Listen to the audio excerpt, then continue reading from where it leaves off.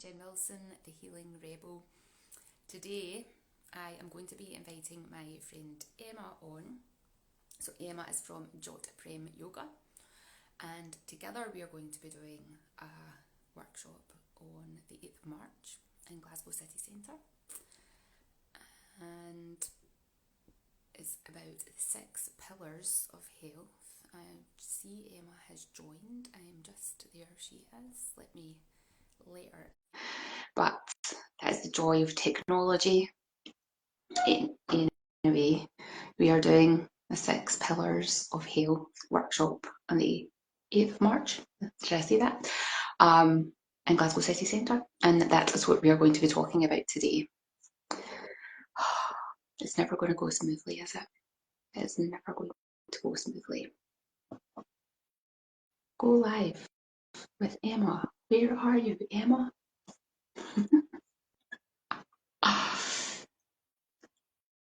Any moment now she will be on. Right, it's saying that she's been invited. What can we do? What can we do? Has anybody ever done this smoothly? That's what I would like to know, because yeah, I am yet to attend a live call where it has gone smoothly. It's telling me she's not able to join, so I've just sent her the invite again. Let's see if this works. Yes, yes, third time lucky. I don't know. Let me just see, because I'm not sure I can see you. This happened last time as well, but I'll do my best to pretend that. How are you? I'm good, thank you. How are you? I'm good. I'm really good. Nice to be here. I was here requesting, but it just didn't take any notice at all. So yeah. But that's what I was saying while I was waiting for you. I've never gone onto one of these lives and it's just worked smoothly. Never. No, it always happens where you're like, yeah, no, I'm here, and then finally it just gives in. I think into the protest. You're really just compete to each other. You're going to move me a little bit. Sorry, I missed that bit. Your hair is looking fabulous today. Thank you very much. It's because I've washed it finally. And we haven't really talked about what we were going to say on here either. What you mean we didn't prepare for today? We did not prepare at all for today, really. So, All right. I suppose we should describe what the 6 pillars is about and why we're doing the workshop, really. And obviously linking into the British Society of Lifestyle Medicine, which you kindly introduced me to. Yeah, I was aware of the British Society of Lifestyle Medicine for quite a few years, but it was only a year ago, I think a year ago in January. It'll be a year in January that I joined as a member, and then they set up, they had put a call out for people with lived experience, and I'd messaged them and said, hi, I have lived experience, and explained a bit of my story. So they've put a group of us together, and then I told you about it, and together we are creating and sharing our stories to be able for the medical community to know that what they are advising works, but also for people who are living with chronic illness to know that there are other ways that you can do things. You don't just need to take the medication, because there are many people in the medical world, that's all they're educated in, so that's all they're going to share. But there is so much more that you can do, and the British Society of Lifestyle Medicine has their 6 pillars, which we can talk about today. And yeah, We've added one as well, right? Because everyone forgets about the good thing, which is to slow down. yeah, yeah, and that's what I think both of our messages, certainly mine, has changed over the last 7, 8 years. Oh, it's coming up 8 years, yeah. My message has definitely changed when I've realised that that was a major part of the journey that I was missing out on. Like, I was definitely missing out on sleep. I was definitely doing too much physical activity. I was healthy eating, but always eating on the run. So my body was never getting to digest what I ate. I was exposing myself to way too many harmful substances, didn't have a healthy relationship with myself, never mind other people. Yeah. And I would just wanted to be busy all the time, so I didn't need to deal with my own emotions. So of the 6 pillars, and then our seventh one that we've added in, the slowing down, I wasn't hitting any of them in a healthy way. And then when I Yeah, so started that journey and I started to embrace that, that's when things got better. yeah, and there's always layers to all this stuff. You know, when you think about autoimmune, it's quite embedded, isn't it? You know, in the system, it's something that we want rid of, but it doesn't want to let go of us. Mm. It's really strange. That's how it always felt to me. And although, like, I'm kind of in remission with mine, I'm still fully aware that if I don't take my own internal advice, then I could get a kick up the arse again. Yeah, that's where I am. Like I'm in full remission just now as well. But there's always that if I don't stay focused on all the stuff that I know that helps me, because it's easy for me to slip off Yeah. into the old habits of just being busy, of Yeah. just Oh yeah, that's like my favourite one. because it's so comfortable, right? Like Yeah. that's my place of comfort. That was my secure place where I didn't need to deal with emotions and life. And Yeah. You don't have to actually feel anything at all, do you, if you're constantly busy all the time? And purposely not just busy, but normally over giving to everybody else as well, and making sure that they're okay. That was my biggest pattern of avoidance. Um, but yeah, I mean, I think I've used a lot of those 6 pillars to actually absolutely beat the crap out of myself. Before it was like the stick to beat myself with, where I don't do that anymore. It was like, right, healthy eating, which means I cannot eat anything at all. My exercise needs to be so rigid that I need to do that every day, yoga every day, breathwork every day. And it's this constant pursuit of getting better. And actually there's no joy in that either, and there's no slowing down in that. So I think that there's so many, although the 6 pillars are really great, there's just like layers to each one of them. And this workshop that we're doing, it I think we've already discussed, haven't we, like, oh god, we better just be careful because we can go really, really deep. yeah, And I think it's just giving people enough information that that they can ask questions about our journey, but also invite everybody to go a little bit deeper. And it'd be lovely to do you know a workshop on each one eventually, because I think that's how deep it goes. Because you look at diet, and that's emotional, spiritual. It's also societal as well. It's conditioned, isn't it? There's so much conditioning in each one. It's interesting. yeah. And it's help, and there's no for all of them. There's no set path for like physical activity. Well, what do you like doing? What feels good in your body? Do that. Yeah, and when it doesn't, like, do something else that feels right. Yeah, Um, all of yeah, and approach. I think there's been a lot of times in my life where I've shamed myself for not doing the right thing. Do you know what I mean? As well, I think that's the biggest thing for For me. those Yeah, I mean, you're partial to a bag of crisps like me, so even though it's like the worst possible thing you can eat, sometimes it's just like, oh. And there's also layers within that. Like some crisps are worse than others. Yeah. So it's like you know that this isn't the best thing for you, but can you find the best version of that thing that's going to do you the least amount of harm? Yeah, And and everything else we do round about it yeah. support the good stuff. So I'll have my kefir and then I'll have my crisps. But it's not, Everything else. about us being gurus either. It's about being human and knowing that we all live a life that sometimes just pushes us into bad habits. Because that was my thing when I was on my healthy eating kick, with autoimmune protocol and everything, was like, I cannot eat anything else, otherwise my body will be on fire. And in the end, I burnt myself out cooking all the time, shopping, cooking. That was literally my day off. I was exhausted by the end of the day. And then 2 days later, it was all gone. I had to start it all over again. It's crazy. Yeah. There's that, there's the shame, there's the guilt, there's the perfectionism, all these things. Oh, yeah. we need to let go of whether we're doing the right thing or the wrong thing. Yeah. And it is like letting go of it, but just being constantly aware of it, because life is like a flow as well, isn't it? Um, so do you want to tell everyone what the 6 pillars are? Because I always reach like the 4th and then I get lost. We've got sleep, Mhm.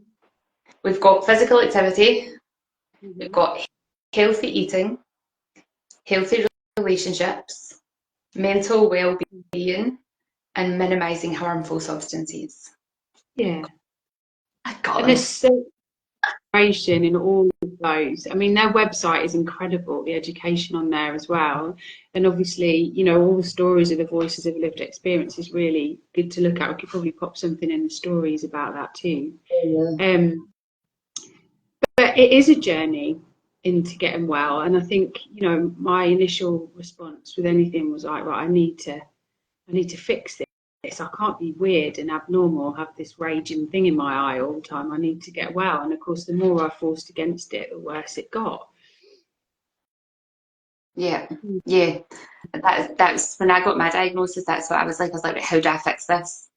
But Yeah, yeah. part of that's the problem because there isn't something to be fixed because that's just defining that you are broken.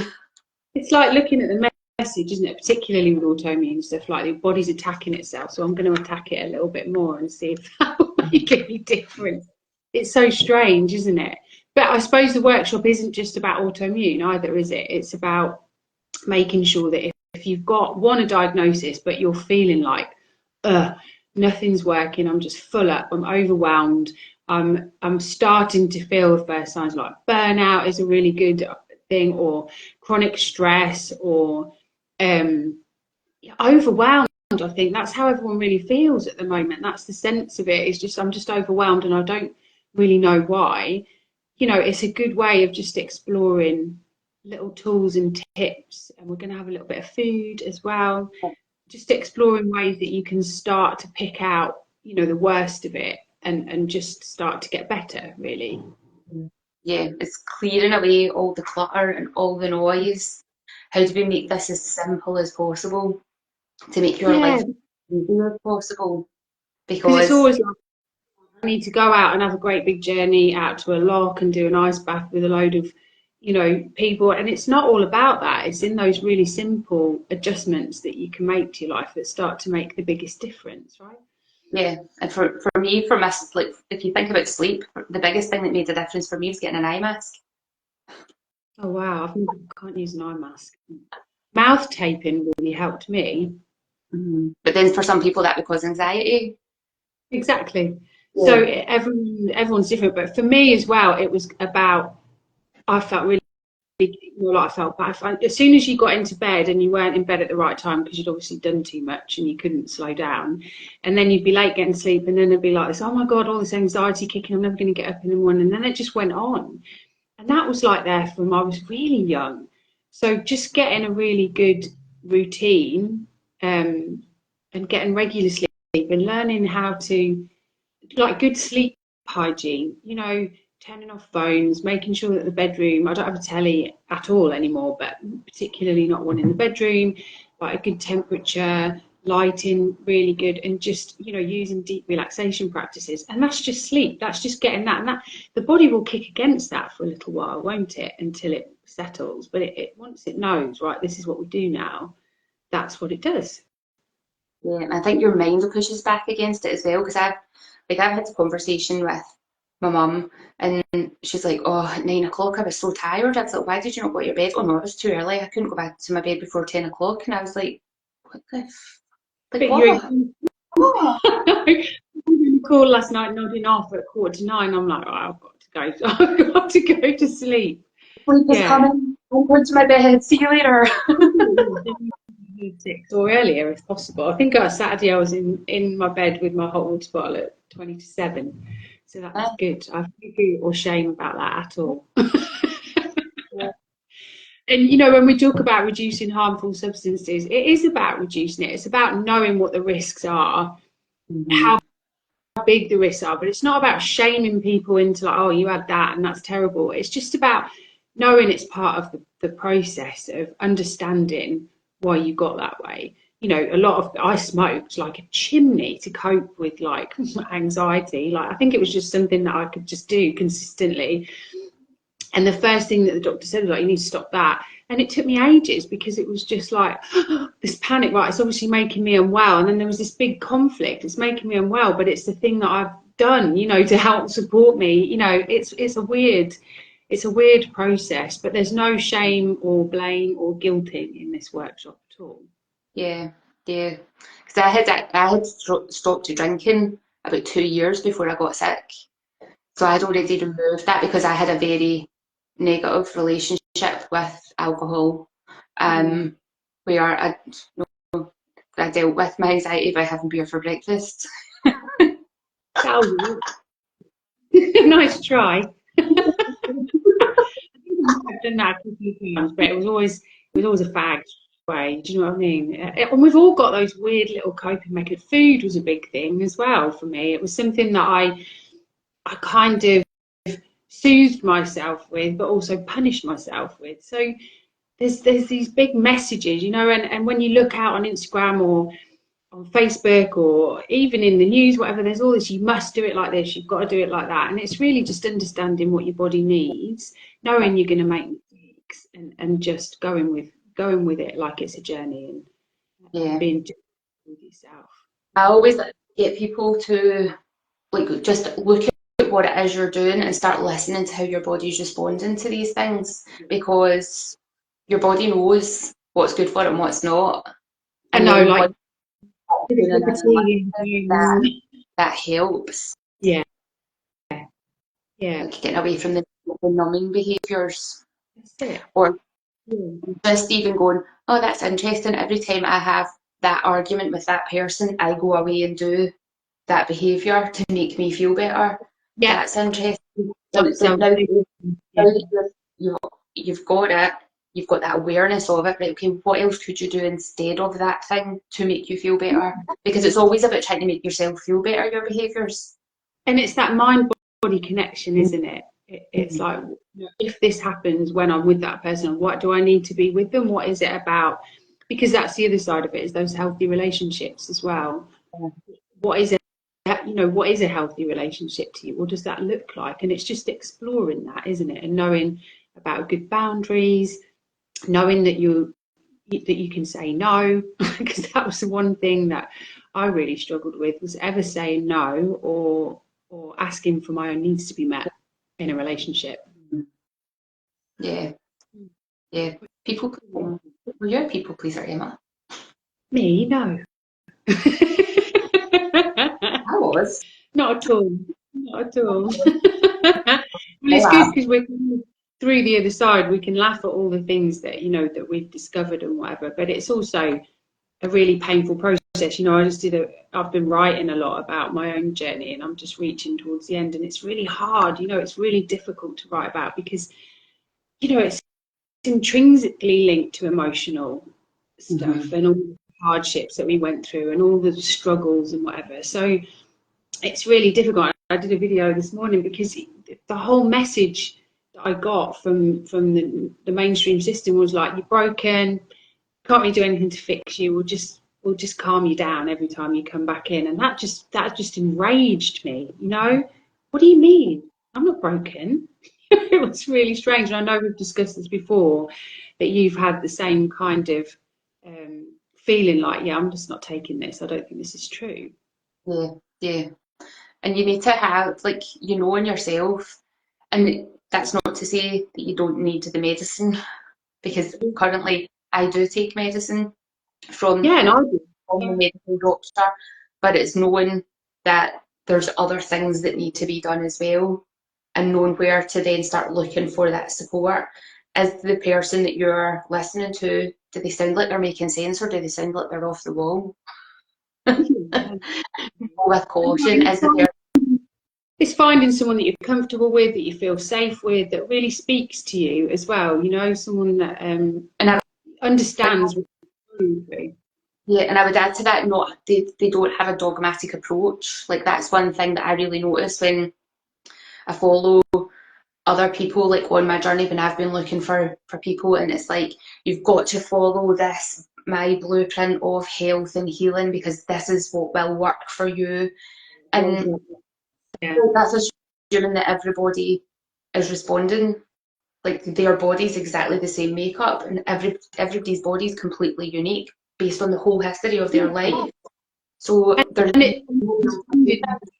symptoms and those feelings as well, isn't it? You know, mine was like thyroid, yours is like, you know, in the stomach, and it's just, you know, that's why, you know, where are we holding this stuff? And it's just really about exploring it, really, isn't it? Yeah, definitely. And that's what we're going to do in our workshop. We're going to do that on the workshop, and I think it'd be really lovely where we have this, you know, kind of food at the end, you know, we discuss like digestion and, you know, all the stuff around that. I won't go into it now, but just having space for people to come quietly and have a natter with us, and find out a little bit more about what we do, and why we do it, really, and why, you know, the British School of Lifestyle Medicine is a real support for that too.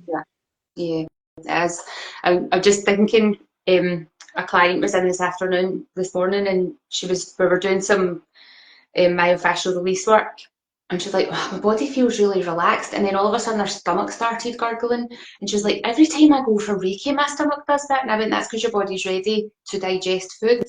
I was like, if you're all hyped up, your body can't digest food, so the fact that your stomach's starting to gurgle, it's like, I'm ready for some food now, some nourishment. So try and get yourself into food before you eat. And we don't do it. Certain people come with a lot of anxiety, and the symptoms are always, you know, a lot of it is around the gut, heart rate and stuff.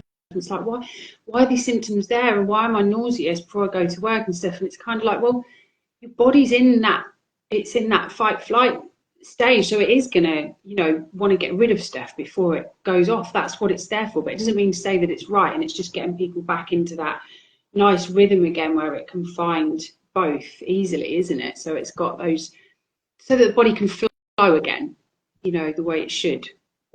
And we can be here and serve our purpose of life, whatever that is, and be chilled and be excited and joyful, and all the ebbs. All of the pillars like linking to each other, don't they? They all support each other, which is amazing, you know. And there's no like map, but once you deal with one, you'll find ease in another, and it's just, and you've done a fantastic diagram, Jen, for that. Thank you. I'd like to take you for it, but you know, it's kind of a template. But it looks pretty. But I'm really excited about it. I'm really excited about working together, because this has been coming up for so long, hasn't it, that we've discussed all sorts of stuff, and it'll just be really good to share a bit of space and time. And we can put, I think what we need to do is start putting up the details there, and the booking link and whatever, or even just so that people can drop us questions about what we might cover and stuff. So either of us, or pop a comment into this video. And absolutely pop a comment in. Any questions, pop it in there, or if you want to direct message either of us, whoever feels, you know, right for you, then we're always happy to answer any questions. We'll see you in March. Yes, we will. I'm excited about this. Thanks, Emma. That's all right, and I'll see you soon anyway. But thank you for doing all this, because it's normally me at the other end that's trying to make up a story. All right. I will download this and upload it into my podcast as well. Amazing. Once I work out how to do it. Oh, thanks ever so much. See you later. Bye.